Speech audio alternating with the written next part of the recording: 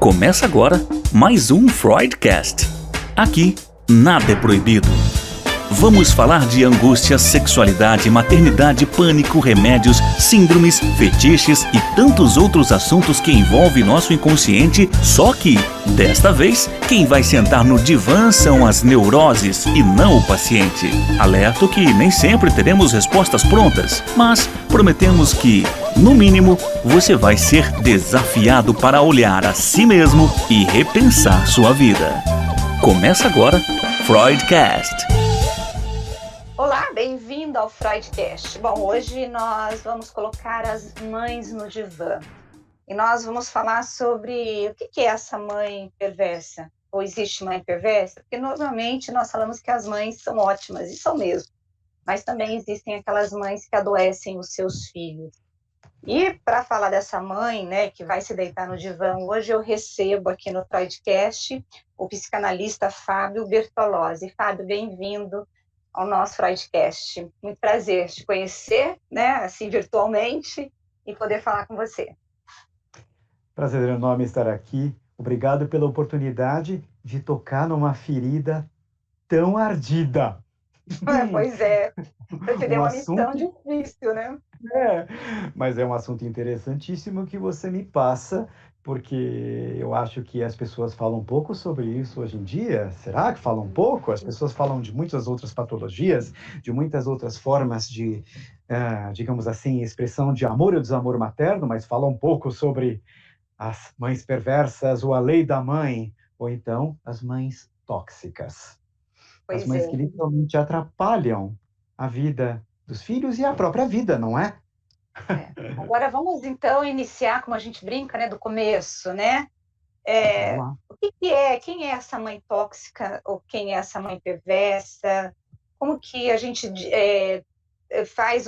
Quais são as características dessa mãe que as diferenciam daquela mãe que pode estar cansada, daquela mãe humana, né? Vamos assim dizer. Se eu não sei nem se eu posso usar essa expressão humana, porque a outra não é desumana, mas ela é perversa.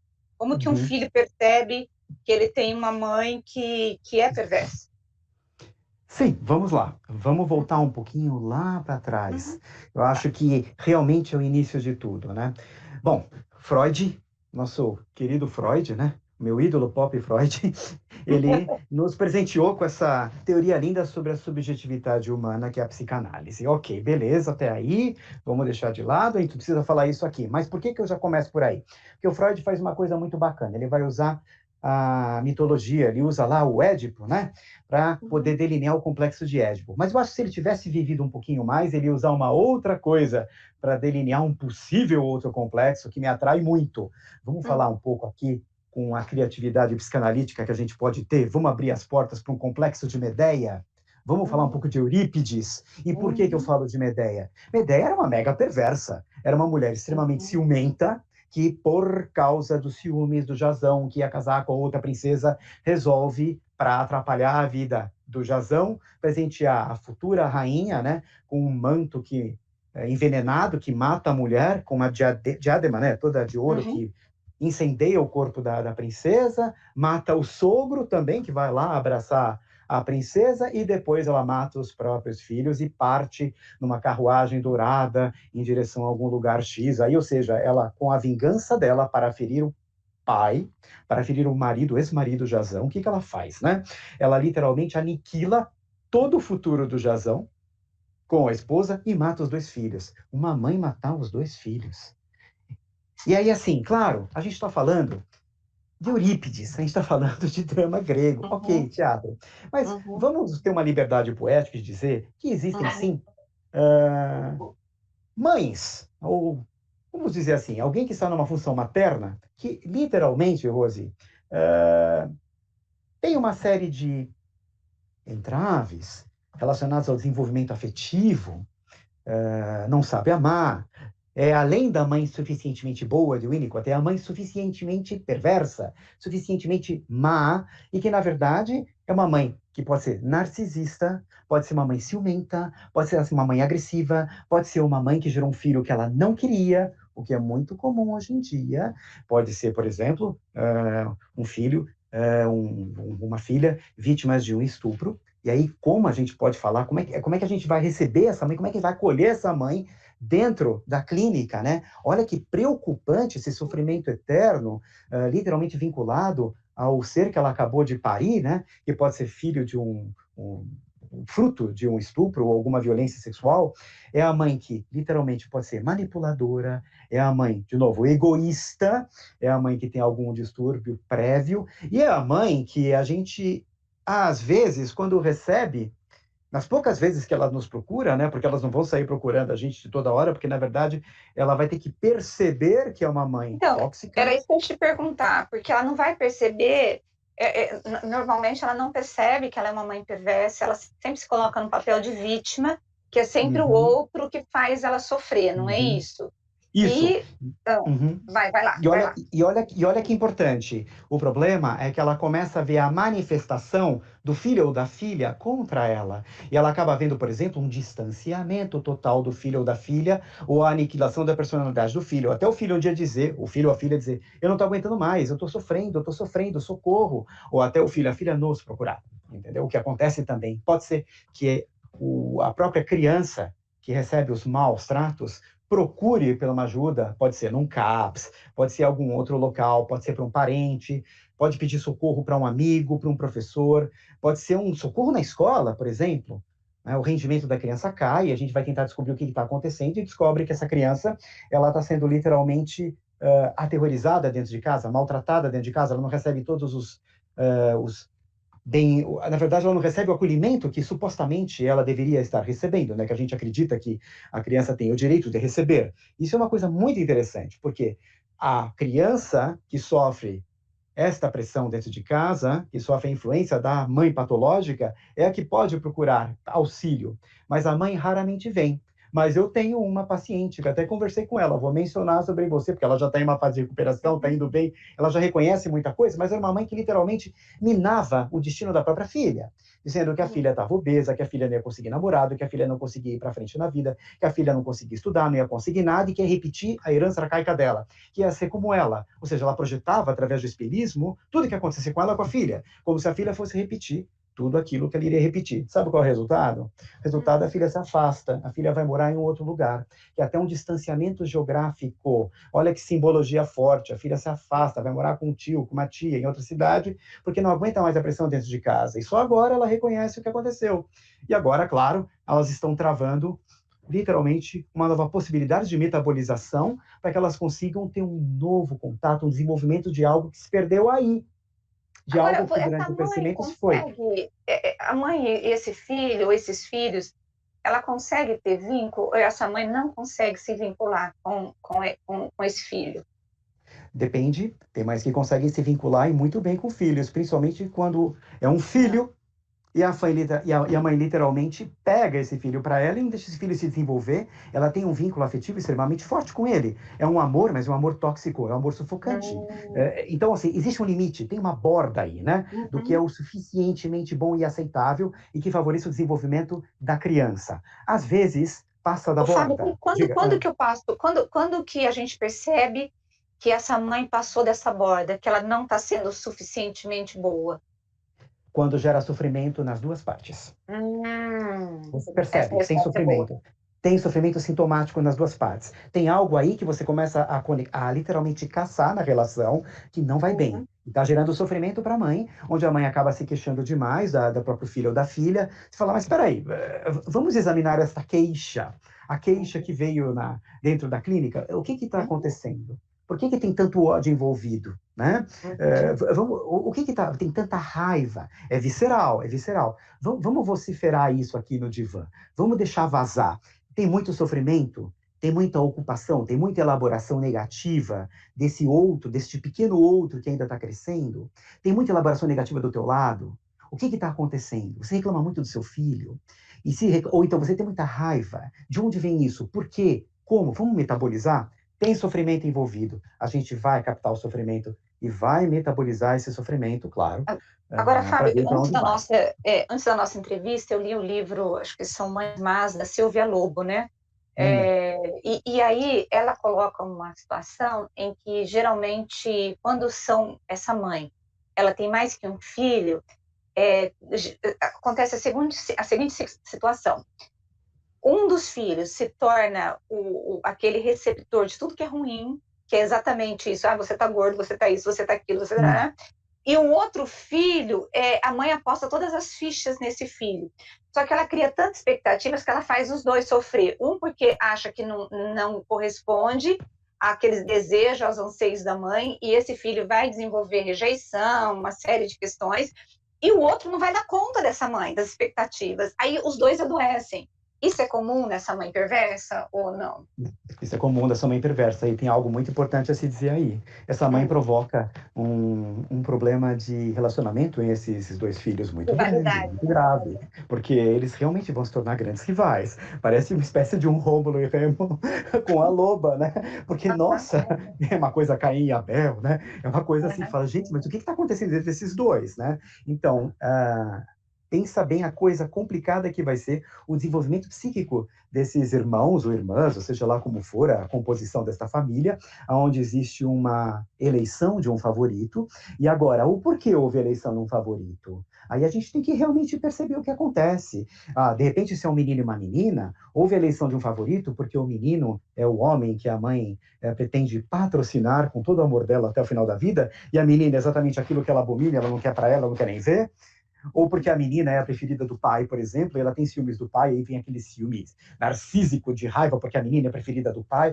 É um jogo subjetivo extremamente importante e que, às vezes, sim, ele aparece na clínica e aparece de uma forma gritante. Aparece até de formas muito peculiares, como aquela história da síndrome de Munchausen por procuração, onde a mãe literalmente quer provar que é uma mãe boa, mas ela adoece o filho para cuidar do filho.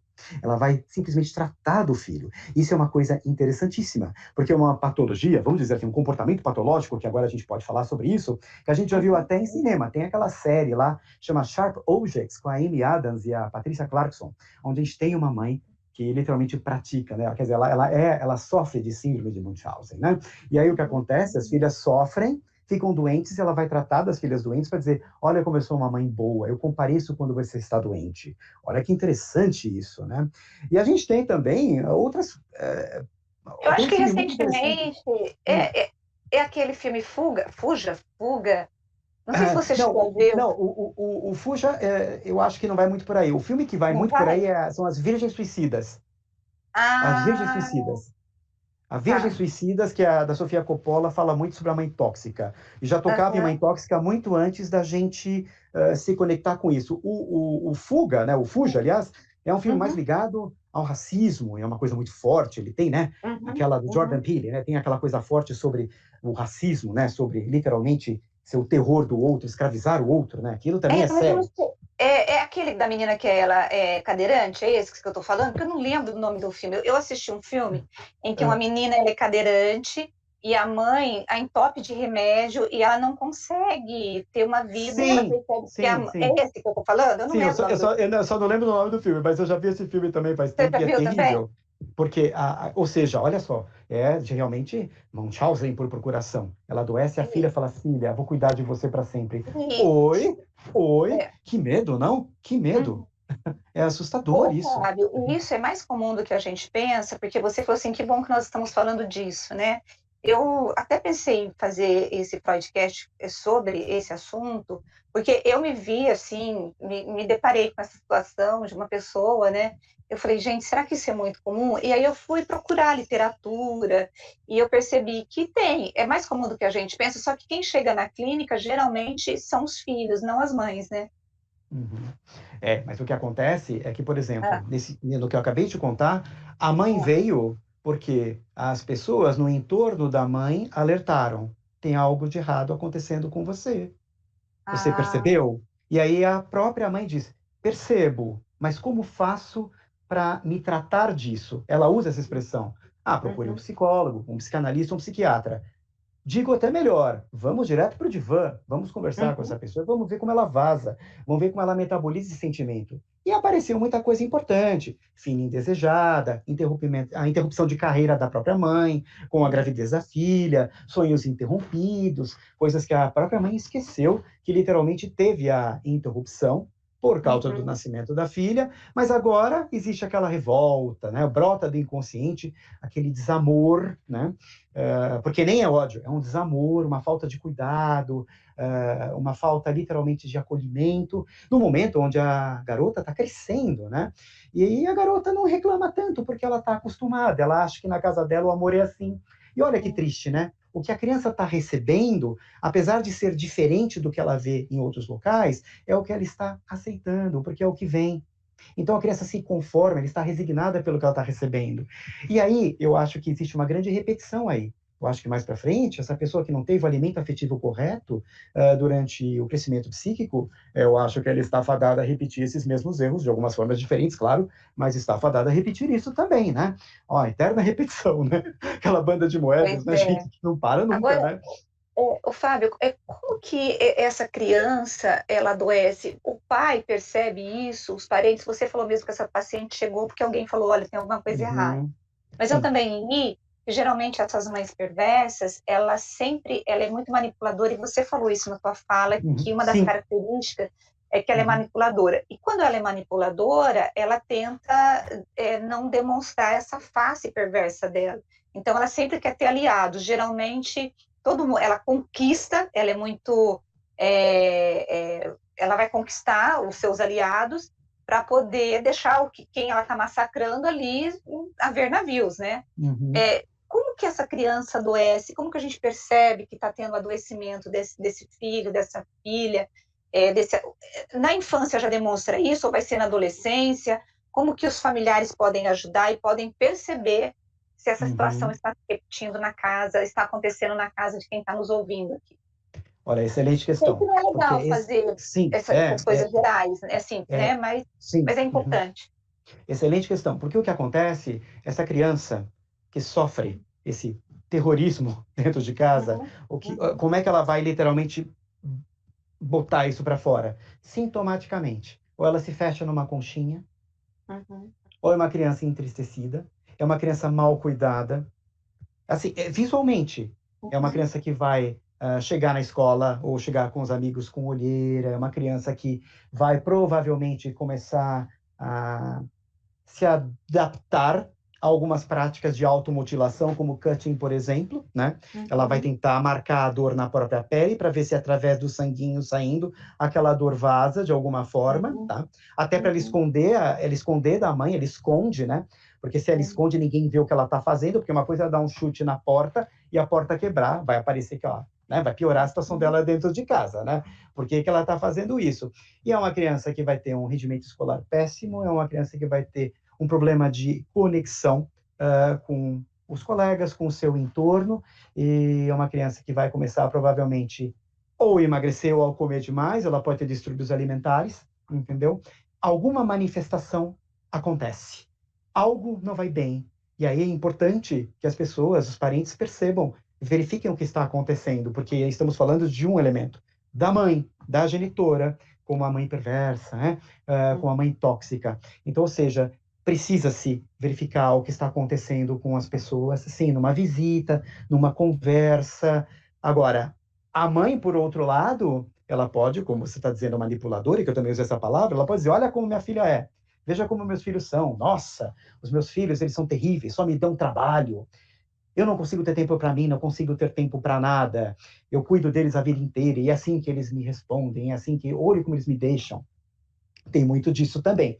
Ela não vai assumir a culpa de uma forma tão fácil, né? Ela não metaboliza aquela culpa, ela não se coloca, ela não se prontifica a ser responsável pelo que ela está causando e pelo que ela está sofrendo, porque ela também tem seu sofrimento. Agora, Concorda? Fábio, tem casos em que os psicanalistas eles colocam que a saída é quando a relação é muito tóxica entre mãe e filho, entre mãe e filha, a saída é uma separação mesmo, Uhum. um corte de relacionamento. É isso Uhum. mesmo? Não é possível resgatar? Como tratar, né, da mãe, como tratar do filho? Ou se esse filho precisa mesmo romper com essa mãe? Olha, eu vou ser sincero com você, vou ser muito cristalino. Precisa de uma separação. Às vezes, a separação inicial a criança ser afastada por um tempo, ir para casa de um outro parente, ou ser acolhida por algum outro núcleo familiar por um tempo, é importante. É importante para que você tire na verdade, o alvo do sofrimento, você vai tirar de lá, né? Você precisa tirar. Essa criança, esse elemento precisa parar de sofrer. Né? Ele precisa verbalizar esse sofrimento, precisa falar desse sofrimento. Agora, a gente tem muitos casos, como eu acabei de falar para você, da pessoa indo morar longe, que é o caso que eu tenho. A pessoa muda até geograficamente, olha a simbologia disso. Só que o que acontece, muitas vezes, a gente vê por aí, em muita literatura psicanalítica, a possibilidade da pessoa escrever sobre o que aconteceu, principalmente quem sofre a influência da mãe tóxica. Escrever, conversar. E é importante também que essa pessoa literalmente enfrente esse medo e assim que sentir-se forte, vá até a pessoa genitora e converse com ela sobre o que ocorreu e sobre o ferimento, sobre a ferida causada. Eu acho que isso é importante. Se for possível, através de uma carta, através de uma gravação, fica imaginando aqui na minha fantasia, né? Manda um vídeo para a pessoa e fala, olha, não estou bem, foi feio o que aconteceu, eu esperava uma outra coisa, mãe, eu amo, mas, puxa, esperava que você, né, me alimentasse afetivamente de uma construção amorosa um pouco mais sólida, né, que é o que a gente espera da mãe.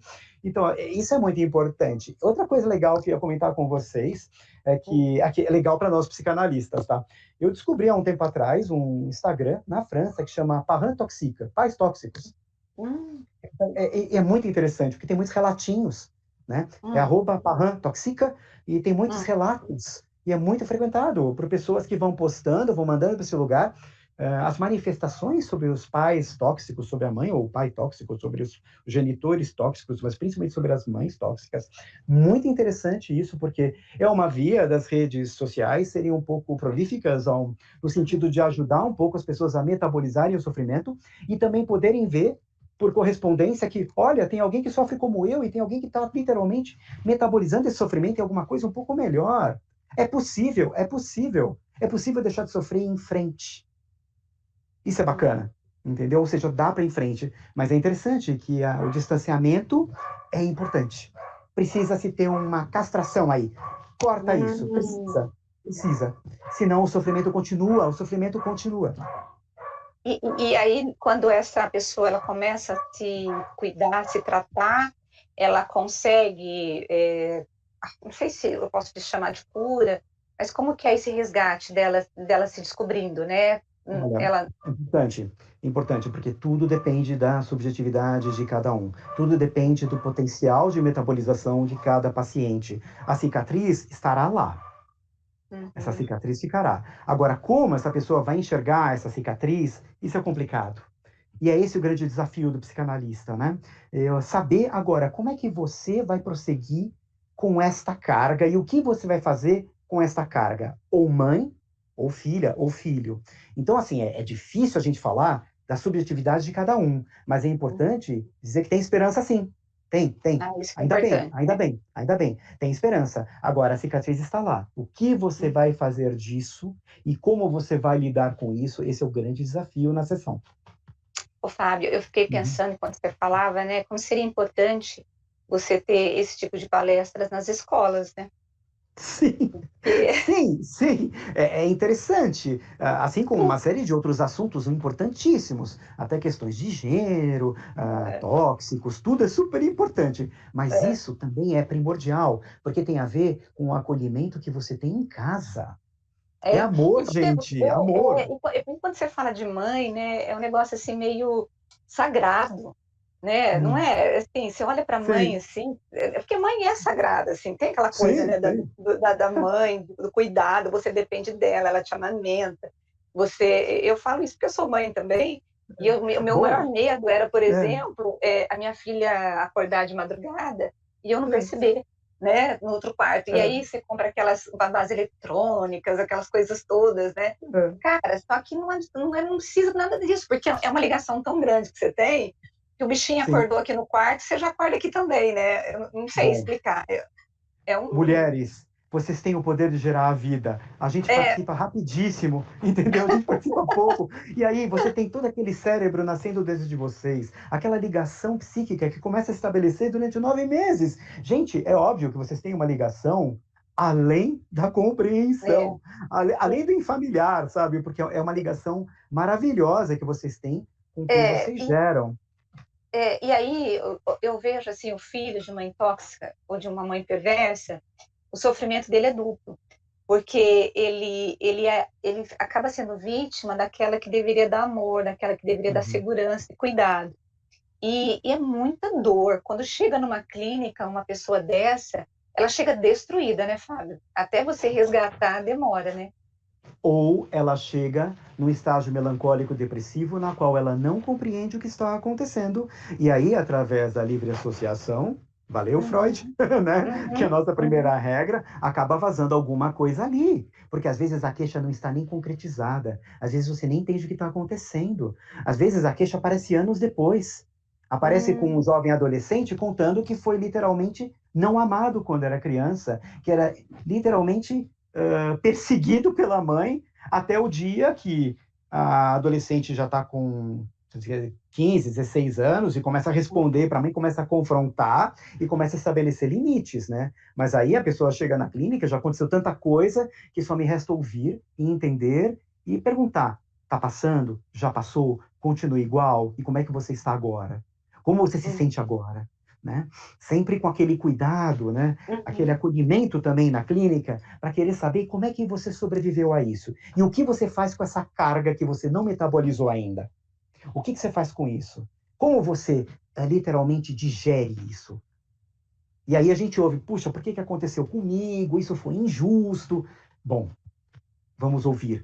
Vamos ouvir. A escuta é primordial. A escuta é básica. E aí a gente tem que aguardar, tem que esperar ver o que vaza. Aí, às vezes, acontece da pessoa só começar a metabolizar o sofrimento e a melancolia depois de várias sessões. E você fala, finalmente, agora estamos psicanalizando, porque agora entramos numa ferida narcísica terrível, pulsante. A gente toca na ferida, ela está cicatrizada, mas ela ainda dói.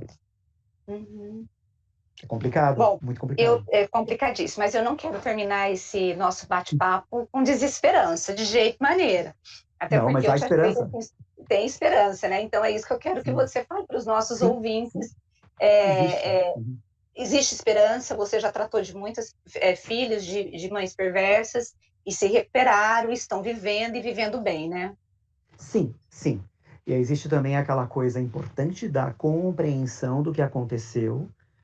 E literalmente não é um conformismo, é perceber que essas coisas acontecem. Acontecem. E que essas coisas têm um motivo para acontecer. E que lá atrás, essa mãe não aprendeu a amar. Ou essa mãe teve uma série de outros problemas conectados à transmissão do amor, como eu conversei com você sobre narcisismo, violência, uma série de outras coisas, mas aquilo pertence à tua história apenas, é um capítulo da tua história, é um capítulo da tua narrativa. Ela não é... Tudo bem, ela é parte integrante e não pode ser vendida separadamente, sabe? Eu sei mas que você pode reescrever, né? Mas você pode reescrever, sim. E esse o grande desafio é esse. E é isso que eu digo, tem esperança sim, tem esperança. Vamos modificar esse sentimento juntos, eu posso ajudar. Mas depende só da subjetividade e da boa vontade do paciente em querer sair dessa lama. Em querer literalmente metabolizar essa experiência em algo que não se repita mais para frente. E uma memória que foi dura, difícil, complicada, mas que não tem tanta possibilidade de ser um afeto que vai literalmente solidificar, cristalizar nossa vida, a possibilidade de felicidade. Não é isso que vai barrar a tua felicidade ou a sua própria condução de próximos amores, né? Você não é aquilo. Você não é aquilo. Você passou por aquilo. Você não é. Então é claro que tem esperança. Tem. Precisa. Ai, muito boa essa frase, você não é aquilo. Vou até anotar aqui para eu deixar em destaque lá no nosso Freudcast. Fábio, eu amei o papo com você, adorei, ficaria aqui a tarde inteira conversando, mas eu sei que você tem paciência, eu também tenho outras coisas para fazer. E eu tenho certeza que quem chegou com a gente aqui até o final também deve ter adorado demais. Vai entrar em contato com você? Como que faz? Se alguém tiver alguma dúvida, você tem Instagram? Como que é isso? Olha, eu tenho Instagram, o Instagram é Fábio Sarkozy. com Y no final. E explico por que é Fábio Sarkozy. Porque há Porque muito você é tempo atrás... parente do Não, presidente não sou. da França? Vou te explicar. Ah, É que, na verdade, eu tive, há muito tempo atrás, quando eu fazia Aliança Francesa, eu tinha uma namorada bonita, que parecia a Carla Bruni, e me apelidaram de Fábio Sarkozy. E aí o meu Gmail ficou Fábio Sarkozy, aí eu coloquei Fábio Sarkozy uma vez no Instagram brincando, e aí pegou. Mas tá lá, Fábio Sarkozy, com tudo no final. E aí também o meu e-mail é fabiobertolozzi@icloud.com. Terei prazer em responder questões e conversar com quem quiser dúvida ou quem quiser falar alguma coisa a respeito de tudo que eu apresentei para vocês. E aí eu tenho também um outro Substack, que é um lugar onde tem um e-mail marketing que eu sempre mando para as pessoas com alguns textos meus, que é assim, ó, psicanálise.substack,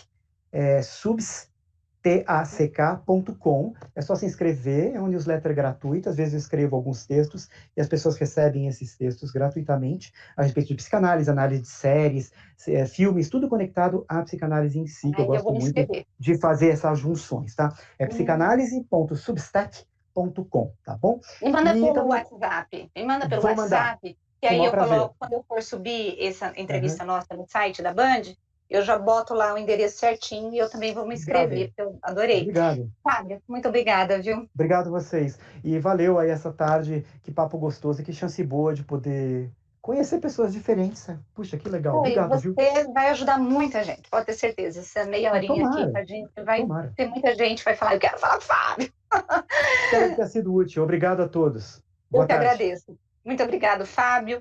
Obrigado para você que esteve conosco até agora. Eu fiquei apaixonada por esse bate-papo, adorei, aprendi muito. Já vou me inscrever lá para também receber os textos dele. E eu creio que você também gostou, aprendeu e está pensativo aí. Se você percebe, você vive uma situação parecida com essa que nós falamos aqui hoje, ou se você conhece alguém, ou se você acabou vivendo, né? Presta atenção, para um pouco e vai buscar ajuda, porque isso precisa de ajuda. E de ajuda de um profissional da saúde mental. E na semana que vem, eu estarei aqui com você com mais um assunto super mega importante, com mais um psicanalista 10, ou um psicólogo, não sei ainda quem que vem, ou um psiquiatra, mas eu tenho certeza que vai ser mais um bate-papo que vai ajudar muito você. Um beijo grande para você. Até a semana que vem. Tchau, tchau.